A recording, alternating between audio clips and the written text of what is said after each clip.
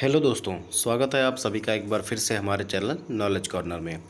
जैसा कि आप सभी को पता है कि हमारी ये सीरीज चल रही है, ये हमारी घटना चक्र 2025 की जो पूर्वावलोकन नई बुक है, ये हमारी जो क्वेश्चन की प्रैक्टिस हो रही है, ये हमारे उसी बुक से हो रही है। इस क्रम में जो है हमारे पिछले भी वीडियो जो है, अगर आपने नहीं देखे हैं तो आप उसको देख लीजिए। वो आपके लिए बहुत ही इम्पोर्टेंट क्लास हो सकती है, क्योंकि हमने जो बीपीएससी के द्वारा जो पिछले किसी भी एग्ज़ाम में बिहार के जो क्वेश्चन पूछे गए हैं और जो इम्पोर्टेंट हैं, वो हम इस वीडियो में कवर कर रहे हैं। तो अगर आपने पीछे की वीडियो नहीं देखी है तो उसका लिंक आपको डिस्क्रिप्शन बॉक्स में मिल जाएगा वीडियो के, वहाँ से जाके आप देख सकते हैं। और इसी तरह से हमारे चैनल पर ज्योग्राफी, हिस्ट्री, बायोलॉजी और साइंस की भी क्लासेज हमारी चल रही हैं। अगर आप लोगों ने उसको नहीं देखा है तो उसकी भी लिंक आपको वीडियो के डिस्क्रिप्शन में मिल जाएगी, वहाँ से आप जाके उसको चेक कर सकते हैं। और आपको वीडियो जो है पसंद आएगी, क्योंकि सारे के सारे हमारे जो हैं वो पीवाईक्यू हैं, और पीवाईक्यू आप जानते हैं कि बहुत ही इम्पोर्टेंट होते हैं एग्ज़ाम के लिए। तो आज हम इस वीडियो में मॉडर्न हिस्ट्री के उन प्रश्नों को देखेंगे जो बीपीएससी के द्वारा, चाहे वो बीपीएससी प्री हो, मेंस हो, सीडीपीओ हो, बिहार पुलिस हो, या बीपीएससी टीआरई 1, 2, 3 में पूछे गए हों, उन सभी प्रश्नों को हम देखेंगे। तो अगर आपने हमारे चैनल को सब्सक्राइब नहीं किया है तो चैनल को सब्सक्राइब कर लीजिए और बेल आइकन को प्रेस कर दीजिए। इससे क्या होगा कि आपको जैसे ही वीडियो अपलोड होगी आपको सबसे पहले नोटिफिकेशन मिल जाएगा। और क्लास की पीडीएफ के लिए दोस्तों आपको हमारे टेलीग्राम चैनल से जुड़ना होगा, जिसका लिंक आपको वीडियो के डिस्क्रिप्शन में मिल जाएगा। वहाँ से जाके आप टेलीग्राम चैनल से जुड़ के जो डेली क्लास का हमारा पीडीएफ है वो प्राप्त कर सकते हैं। तो वीडियो में हम आगे बढ़ते हैं, और हमारा सेशन का जो पहला सवाल है दोस्तों, वो है कि नीचे दिए गए जो राष्ट्रवादी समाचार पत्र हैं, जैसे हिंदू या केसरी, बंगाली, हिंदुस्तानी, सुधारक, इनके जो संपादक हैं उनके नामों का सही क्रम आपको देखना है। तो अगर हम बात करें तो द हिंदू न्यूज़पेपर किसका था, तो द हिंदू था जी सुब्रमण्यम अय्यर का। अब देखिए, जी सुब्रमण्यम अय्यर जो है वो आपको सी और डी दोनों ऑप्शन में दिख रहे हैं। तो हमारा अगला जो है केसरी। अब केसरी आप सभी को पता होगा किसका था, तो बाल गंगाधर तिलक का। केसरी किसका था, बाल गंगाधर तिलक का। उसके बाद हमारा आता है बंगाली। बंगाली किसका था, तो बंगाली हमारा था सुरेंद्र नाथ बनर्जी का। अब देखिए, बाल गंगाधर तिलक के बाद सुरेंद्र नाथ बनर्जी जो दिया गया है वो एक ही ऑप्शन में दिया गया है, ऑप्शन डी में। इसीलिए हमारा जो विकल्प है डी हमारा वो सही हो जाएगा। अगर हम बात करें तो दी हिंदू समाचार पत्र किसके द्वारा निकाला गया, तो जी सुब्रमण्यम अय्यर के द्वारा। केसरी जो है वो बाल गंगाधर तिलक का है, और दी बंगाली जो है वो सुरेंद्र नाथ बनर्जी का है। हिंदुस्तानी आपका किसका है, तो गंगा प्रसाद वर्मा। और सुधारक जो है या रिफॉर्मर जिसको बोलते हैं वो हमारा गोपाल कृष्ण गोखले का है। तो इसीलिए जो हमारा डी विकल्प है वो सही हो जाएगा। हमारा अगला सवाल है कि निम्न में से किस सामाजिक सुधार विलियम बेंटिक द्वारा प्रारंभ किए गए, या निम्न में से कौन से सामाजिक सुधार जो हैं वो विलियम बेंटिक के द्वारा प्रारंभ किए गए। देखिए, तो सती प्रथा का उन्मूलन जो है वो विलियम बेंटिक के द्वारा किया गया, और दास प्रथा का भी उन्मूलन इन्हीं के द्वारा किया गया था। लेकिन धर्म परिवर्तन के कारण जो अयोग्यता है ये इनके द्वारा नहीं किया गया था, और ठगों के जो संगठित गिरोहों का दमन है ये भी इन्हीं के द्वारा किया गया था। तो इस हिसाब से हमारा जो 1, 2 और 4 है वो हमारा सही विकल्प हो जाएगा। और 1, 2, 4 हमारा कौन से विकल्प में है, तो सी। इसीलिए सी विकल्प जो है वो हमारा सही हो जाएगा। देखिए, अगर हम बात करें तो 1828 में बंगाल प्रेसिडेंसी का ये गवर्नर बने, और 1829 में ही इन्होंने क्या किया कि सती प्रथा को अपराध घोषित कर दिया। और विलियम बेंटिक के काल में ही भारत सरकार अधिनियम 1833 आया, इसमें दास प्रथा के उन्मूलन का प्रावधान है। और बेंटिक ने जो है वो ठगों के गिरोह के विरुद्ध भी अभियान चलाकर उनका दमन करने का प्रयास किया। इसीलिए जो हमारा पहला, दूसरा और चौथा ऑप्शन है वो हमारा सही हो जाएगा। देखिए, फराजी कौन थे, तो फराजी जो थे वो हाजी शरीयतुल्लाह के अनुयायी थे। फराजी आंदोलन जो चला था और जो उस आंदोलन का समर्थन करते थे उन्हीं को हम फराजी कहते थे। तो फराजी जो थे वो हाजी शरीयतुल्लाह के अनुयायी थे। अब हाजी शरीयतुल्लाह कौन थे, तो ये फराजी आंदोलन के नेता थे। अगर हम बात करें तो फराजी लोग बंगाल के फरीदपुर के हाजी शरीयतुल्लाह द्वारा चले गए संप्रदाय के अनुयायी थे। ये लोग अनेक धार्मिक, सामाजिक, राजनीतिक आमूल परिवर्तनों का प्रतिपादन करते थे। शरीयतुल्लाह के पुत्र जो थे दादू मियाँ ने बंगाल से अंग्रेज़ों को निकालने की योजना बनाई और 1818 से 62 ईस्वी तक इनका जो संघर्ष है वो चलता रहा। बाद में क्या हुआ कि इसके संप्रदाय के अनुयायी जो है वो बहावी दल में सम्मिलित हो गए थे। हमारा अगला क्वेश्चन है कि फरैजी आंदोलन की शुरुआत किसने की। तो अभी मैंने आपको बताया थोड़ी देर पहले, हाजी शरीयतुल्लाह ने जो है वो फराजी आंदोलन की शुरुआत की थी। हमारा अगला क्वेश्चन है कि इन 19वीं शताब्दी के धर्म एवं सुधार आंदोलनों ने जनसंख्या के किस वर्ग को मुख्यतः आकर्षित किया। तो देखिए, बुद्धिजीवी और नगरीय उच्च जातियाँ, निर्धन सर्वसाधारण वर्ग और उदार रजवाड़े। तो अगर हम बात करें तो जो हमारे बुद्धिजीवी थे इनको आकर्षित किया। उसके बाद जो है हमारा जो नगरीय उच्च जातियाँ थी इनको भी आकर्षित किया था। लेकिन जो हमारा निर्धन लोग थे इनको आकर्षित नहीं कर पाए, और जो उदार रजवाड़े थे इनको भी आकर्षित किया था इन्होंने। इसीलिए जो हमारा विकल्प होगा वो हमारा 1, 2 और 4 जो है वो सही हो जाएगा। अब देखिए 1 और 2, 4 कहाँ दिख रहा है, तो 1, 2, 4 हमारा डी विकल्प में दिख रहा है। इसीलिए हमारा जो डी विकल्प है वो हमारा सही हो जाएगा। हमारा अगला क्वेश्चन है कि भारतीय पुनर्जागरण आंदोलन के पिता किसे कहा जाता है। तो देखिए, जो भारतीय पुनर्जागरण आंदोलन के पिता को कहा जाता है वो दयानंद सरस्वती को कहा जाता है, दयानंद सरस्वती कह रहा हूँ, राजा राम मोहन राय को कहा जाता है। इसीलिए जो हमारा डी विकल्प है वो सही हो जाएगा। राजा राम मोहन राय को क्या कहते हैं, भारतीय पुनर्जागरण का पिता भी कहते हैं, या भारतीय राष्ट्रवाद का पैगंबर भी कहते हैं, और अतीत और भविष्य के मध्य का सेतु भी कहते हैं। तो इस प्रकार से इनके कई नाम हैं। जैसे कौन कौन से, तो अतीत और भविष्य के मध्य सेतु, भारतीय राष्ट्रवाद का पैगंबर, भारतीय राष्ट्रवाद का जनक, आधुनिक भारत का पिता और नव भारत का पैगंबर, प्रथम आधुनिक पुरुष तथा युगदूत भी कहा जाता है। तो ये सब उपाधियाँ इन्हीं की हैं, याद रखिएगा। देखिए, नव भारत का पैगंबर किसे कहते हैं, तो ये आपके टीचिंग एग्ज़ाम में पूछ लिया गया। 11वीं 12वीं क्लास के टीचिंग एग्ज़ाम में पूछा गया आपका कि नव भारत का पैगंबर कौन कहलाता है। तो आप सभी को मैंने थोड़ी देर पहले ही बताया कि जो राजा राम मोहन राय हैं इन्हीं को हम नव भारत का पैगंबर कहते हैं। हमारा अगला सवाल है कि निम्नलिखित में से कौन आत्मीय सभा के संस्थापक थे। तो आत्मीय सभा के संस्थापक जो थे, जिन्हें हम क्या कहते हैं, भारतीय पुनर्जागरण का पिता भी कहा जाता है, वो थे राजा राम मोहन रॉय। इसीलिए हमारा ए विकल्प जो है वो सही हो जाएगा। हमारा अगला क्वेश्चन है कि ब्रह्म समाज की स्थापना कब हुई थी। तो देखिए, ब्रह्म समाज की स्थापना जो हुई थी वो 1828 में हुई थी, लेकिन 1828 जो है वो विकल्प में दिया नहीं गया है।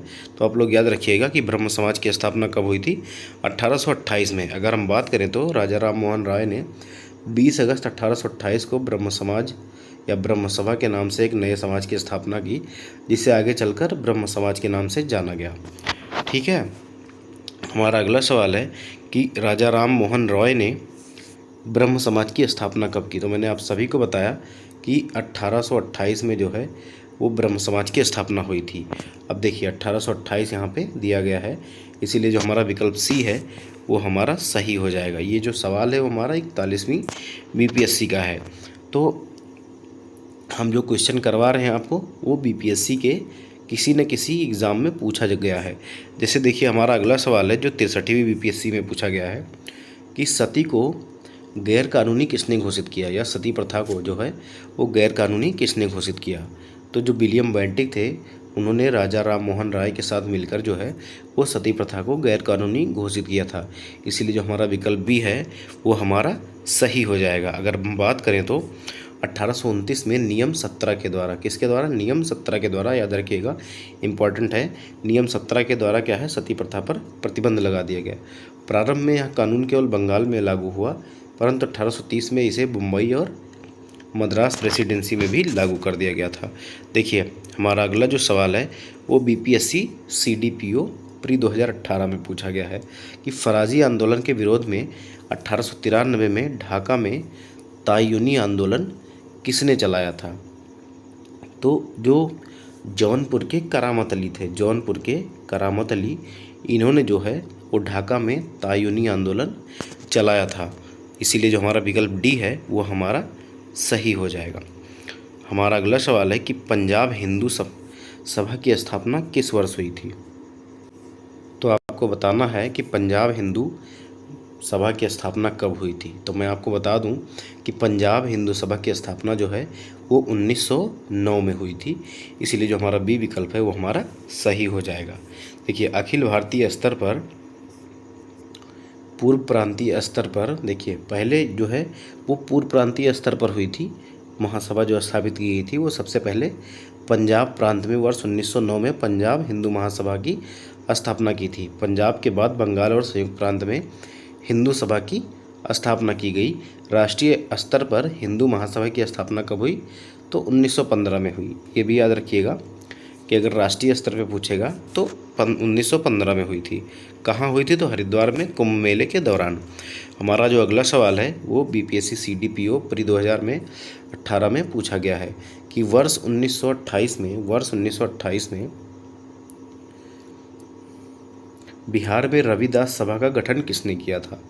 तो बिहार में जो वर्ष 1928 है उसमें जो रविदास सभा का गठन जो किया था वो थे जगजीवन राम। इसीलिए हमारा जो सी विकल्प है वो हमारा सही हो जाएगा। देखिए, वर्ष 1928 में रविदास सभा का गठन जगजीवन राम ने किया था। जगजीवन राम ने अखिल भारतीय दलित वर्ग संघ की स्थापना में महत्वपूर्ण भूमिका निभाई थी।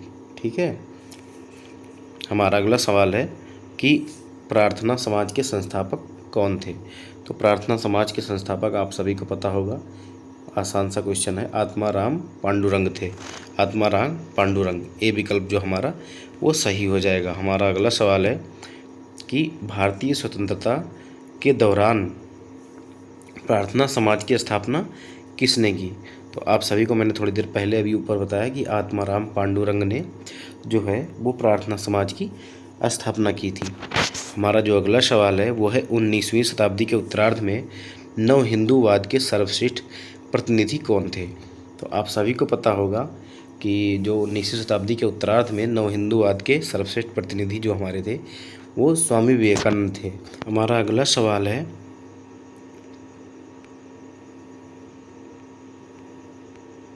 कि स्वामी विवेकानंद ने रामकृष्ण मिशन की स्थापना कब की थी। तो 1897 में स्वामी विवेकानंद ने रामकृष्ण मिशन की स्थापना की थी। हमारा अगला सवाल है कि दयानंद सरस्वती द्वारा स्थापित किया गया था।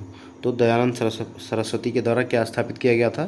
तो आप सभी को पता होगा आर्य समाज। अब देखिए, आर्य समाज, ब्रह्म समाज, ये सब बहुत ही इम्पोर्टेंट है, प्रार्थना समाज, तो ये सब आप लोग ज़रूर याद करके रखिएगा। इनसे क्वेश्चन कहीं ना कहीं हर बार ही पूछा जाता है रिपीट करके। तो जितने भी समाज हैं वो आप लोग याद रखिएगा। हमारा अगला क्वेश्चन है कि स्वामी दयानंद सरस्वती के द्वारा आर्य समाज की स्थापना कब की गई थी। तो आप सभी को पता होगा कि 1875 में जो है वो स्वामी दयानंद सरस्वती के द्वारा आर्य समाज की स्थापना की गई थी। फिर से देखिए, वही क्वेश्चन घुमा फिरा कर केवल क्या कह रहा है, लैंग्वेज बदल रहा है कि आर्य समाज की स्थापना किसने की। 65वीं बीपीएससी और 66वीं बीपीएससी में आया हुआ है दयानंद सरस्वती। देखिए, पहले बीपीसीडीपीओ 2005 में पूछा गया और फिर 66वीं बीपीएससी 2020 में पूछा गया, और इसके पहले जो है वो 43वीं बीपीएससी प्री में पूछा गया। तो देखिए क्वेश्चन कितना इंपॉर्टेंट है प्रीवियस ईयर, ये आपको देखने से पता चल रहा होगा। हमारा जो अगला सवाल है वो है कि किसने 1873 में सत्यशोधक समाज की स्थापना की थी। तो सत्यशोधक समाज की स्थापना जो की थी वो ज्योतिबा फुले ने की थी। इसलिए हमारा जो बी विकल्प है वो सही हो जाएगा। हमारा अगला सवाल है कि सत्यशोधक समाज की स्थापना किसने की। 63वीं बीपीएससी में पूछा गया और फिर 65वीं बीपीएससी में पूछा जा रहा है। तो आपके जो ज्योतिबा फुले थे इन्होंने क्या किया था, इन्होंने सत्यशोधक समाज की स्थापना की थी। हमारा अगला सवाल है कि थियोसॉफिकल सोसाइटी की स्थापना किसने की। तो थियोसॉफिकल सोसाइटी की स्थापना मैडम HP ब्लावेट्स्की ने की थी। तो आप लोग समझिए कि ए विकल्प जो है वो सही हो जाएगा और याद रखिएगा। देखिए, थियोसॉफिकल सोसाइटी की स्थापना एक रूसी महिला, नाम क्या था, HP ब्लावेट्स्की अमेरिकी सैनिक अधिकारी, कर्नल अलकाट और विलियम क्वान जज एवं अन्य के द्वारा कब की गई थी? तो 1875 में न्यूयॉर्क में की गई थी। आपसे ये भी पूछ सकता है कि कहाँ की गई थी? तो न्यूयॉर्क में की गई थी। देखिए फिर से क्वेश्चन, बीपीएससी सीडीपीओ 2005 में कि थियोसॉफिकल सोसाइटी की स्थापना किसने की? तो मैडम HP ब्लावेट्स्की ने। ऑप्शन ए जो है वो सही हो जाएगा। हमारा अगला सवाल है कि भारत में नारी आंदोलन इनकी प्रेरणा से प्रारंभ हुआ। तो भारत में जो नारी आंदोलन था वो किसकी प्रेरणा से प्रारंभ हुआ था? तो ज्योतिबा फुले के द्वारा इन्हीं की प्रेरणा से जो है वो नारी आंदोलन शुरू हुआ था। अगर हम बात करें तो ज्योतिबा फुले की प्रेरणा से जो है वो नारी आंदोलन प्रारंभ हुआ था। ज्योतिबा फुले मानते थे कि महिलाओं एवं दलितों का उत्थान करके ही सामाजिक बुराइयों को दूर किया जा सकता है। 1848 में इन्होंने लड़कियों के लिए एक स्कूल खोला। यह लड़कियों के लिए भारत का प्रथम स्कूल था। आधुनिक भारत में महिला आंदोलन की प्रेरणा स्रोत जो है वो कौन थी? तो रमाबाई रानाडे रहीं।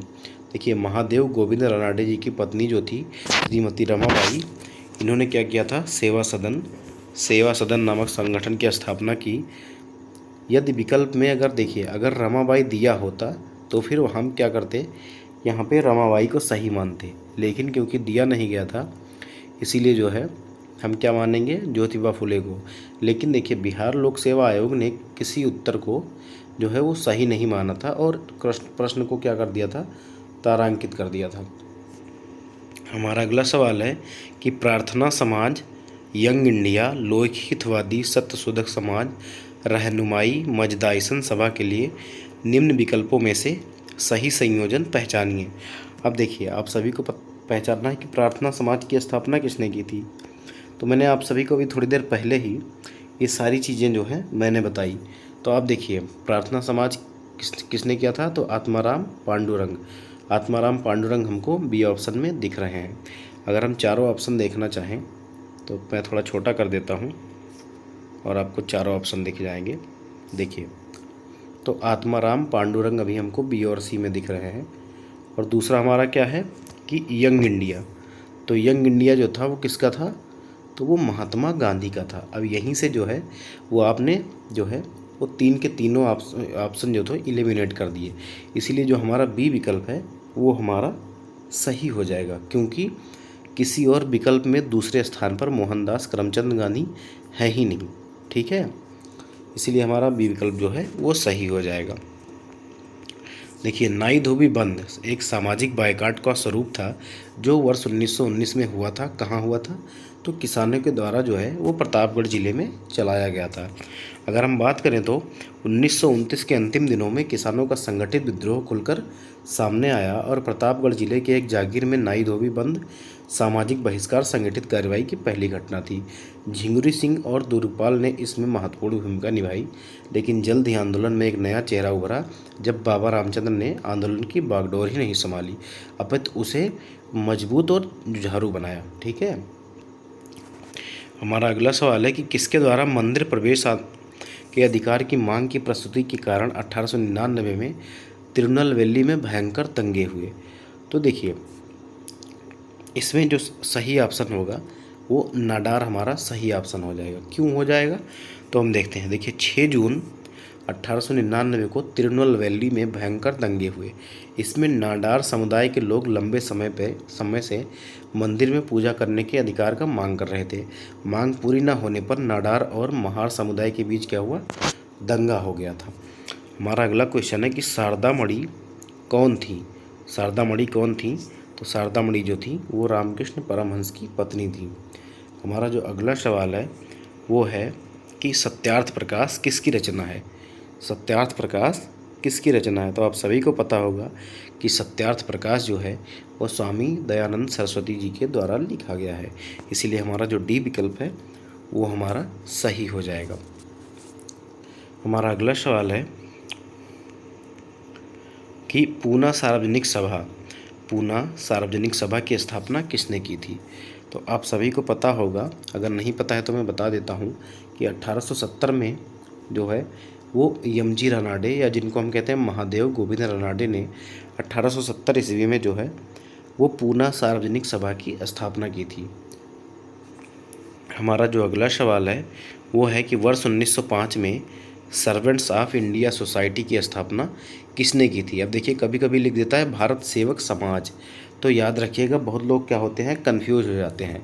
तो चाहे वो सर्वेंट ऑफ इंडिया सोसाइटी पूछे या भारत सेवक समाज पूछे, आपको गोपाल कृष्ण गोखले जी को याद रखना है। हमारा जो अगला सवाल है वो है कि भारत सेवक समाज, देखिए फिर से आपसे पूछ लिया ना भारत सेवक समाज। अब जो सर्वेंट्स ऑफ इंडिया सोसाइटी रट के गए हैं और थोड़ा सा भी दिमाग नहीं लगाएंगे कि ये इंग्लिश नाम है, वो क्या होता है वहीं पे जो है क्वेश्चन गलत कराते हैं। तो हमारा जो गोपाल कृष्ण गोखले जी थे उन्होंने भारत सेवक समाज की स्थापना की थी।